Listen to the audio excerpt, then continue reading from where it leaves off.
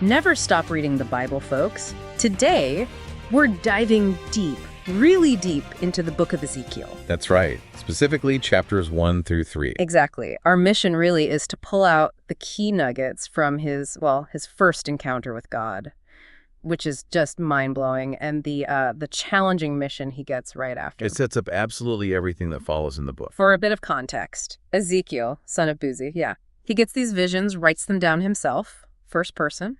And where is he? This is crucial. He's in Babylon, 5 years into captivity. Imagine that. Exile. Spiritual crisis time for his people. Definitely. Away from home, away from the temple. And he's a prophet there for, 22 years? The book itself, big picture, you've got his call and mission that's our focus today. Chapters 1 to 3. Then judgment on Judah, then foreign nations, and finally the restoration of Israel. But these first chapters, chapters 1 to 3, they are the absolute foundation. You can't really grasp the rest without understanding this beginning. It's all here. Okay, let's unpack chapter 1 then. The divine encounter. We know when 5th year of captivity, we know we're Babylon by the Shabar Canal, and he sees this vision, God's glory. It's vivid, overwhelming, almost, impossible to fully describe. Yeah, absolutely is. I mean, the text struggles to capture it. You've got these 4 living creatures. Right, the ones with the 4 faces, human, lion, ox, eagle. Exactly, symbolizing, everything: intelligence, strength, service, majesty, all pointing to God. And they move like lightning. And the wheels, don't forget the wheels. Oh, yeah. The wheels within wheels, full of eyes, everywhere at once, suggests God sees everything. His purpose moves unstoppably. So much going on. It's complex. It is. And above them, this platform, like glittering ice, a firmament. And above that, a throne. And on the throne, whoa, the appearance of the likeness of the glory of the Lord, like a figure full of fire and brightness. Wow.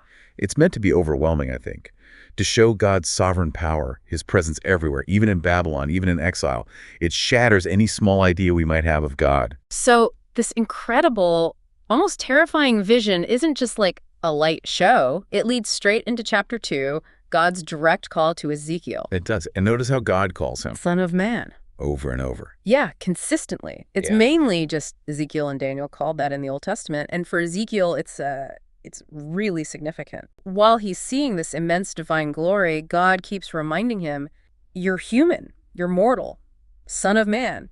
It emphasizes his, humble status as just the messenger.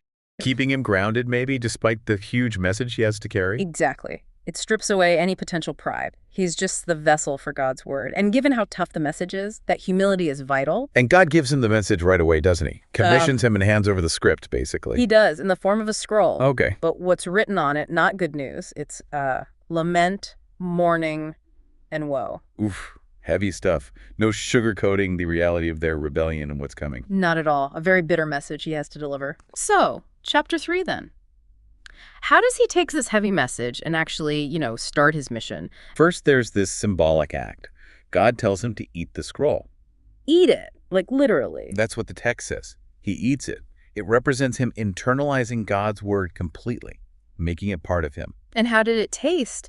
Interestingly, sweet as honey in his mouth.